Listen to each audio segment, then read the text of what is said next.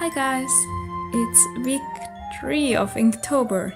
Time just flies and it's a bit of a struggle to keep up, but I'm still on track. I'll finish up all my Inktober illustrations on the 1st or 2nd of November if everything keeps going according to plan. And then I'll send them off to the printer to make a little art book. I've already found a printer that I've worked with in the past and which offers B6 prints. So it's the perfect format to show these postcard-sized illustrations. They also offer actual bound books instead of stapled ones. So I'm super excited. Since each of these cards show some part of Korean folklore or history or culture, I also want to add little footnotes with quotes or short versions of the myths I illustrated. All in all, I'm so happy about this little project. I've always wanted to make a little art book, but have never had enough illustrations that have like the same color scheme and same overall atmosphere, so Inktober is of course ideal for a little booklet like that.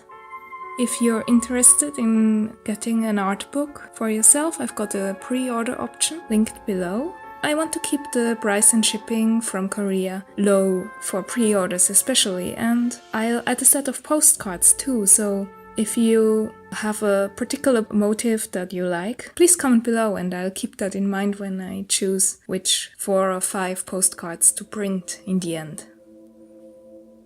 Inktober of course isn't yet over, so there will be 10 more illustrations to come. As for this week, after the struggle to keep up in week 2, this week actually went much more smoothly.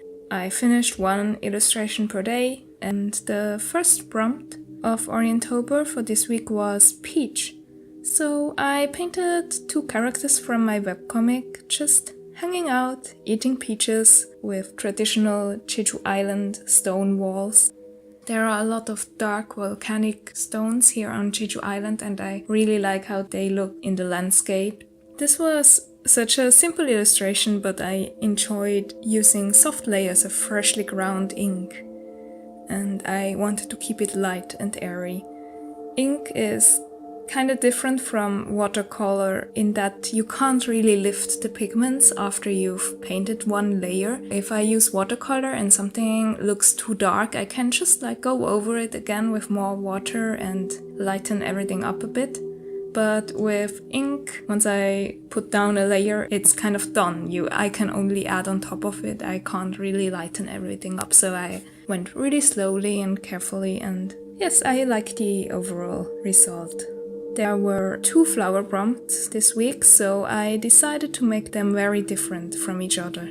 One is dark with calligraphy brush flowers, and the other one was soft and with colorful red flower details inspired by Korean embroidery. The Dear Woman is actually a favorite of mine so far.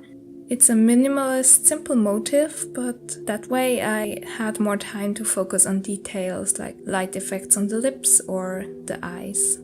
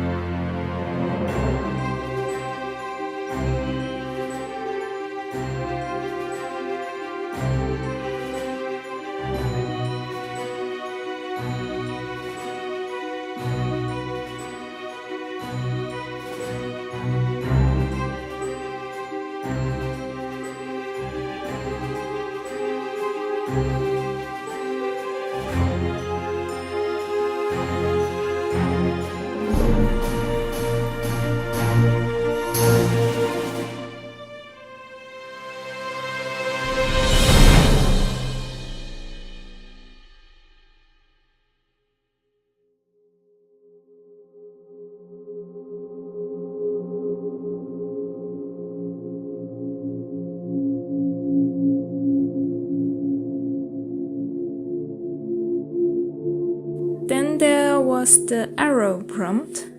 If you remember the story of how there were 2 moons and 2 suns in the creation myth of Korea that I introduced during my previous video, here comes the resolution of that tale in a way, since the suns and moons were too bright, too hot, and overall just not working well with creation. One of the gods actually shot down 1 moon and 1 sun with an arrow, and the splinters of the shot down moon and sun now are stars. So that's how sun, moon and stars came into being according to this Jeju Island myth.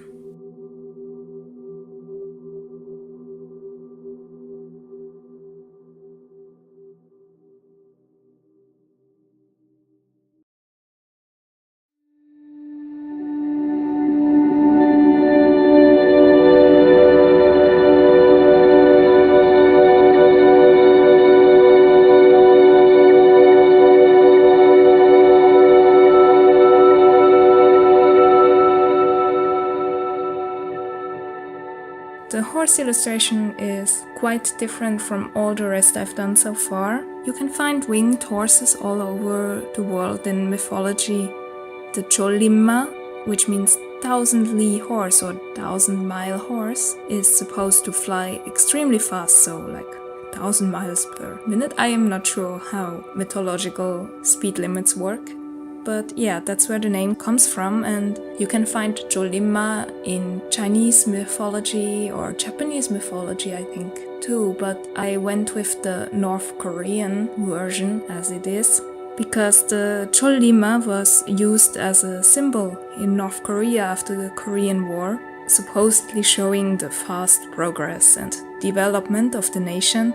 Yeah, since that didn't go that well and had a lot of people suffer and go hungry, I drew this very malnourished and broken looking rough Cholimma with my calligraphy brush, and I also got inspired by paintings of the 4 riders of the apocalypse, hunger or pestilence horses, often looking similar to this one. So yeah, it's quite different from the more fun and fantastical illustrations I've done for this Inktober.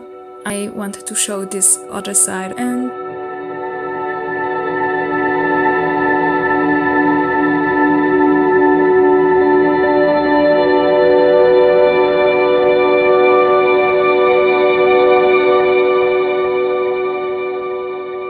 the last prompt of the week was flag.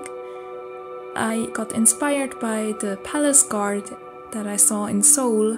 They have these very colorful flags with dragons printed on them, and yeah, I wanted to include one of those. You can't ever have too many dragons in a fantasy or mythology themed series.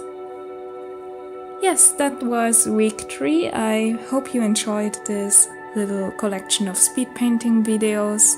Don't forget to comment which motifs you'd like to see as postcards. Thank you so much for watching, and see you next week for the second to last Inktober vlog. Bye!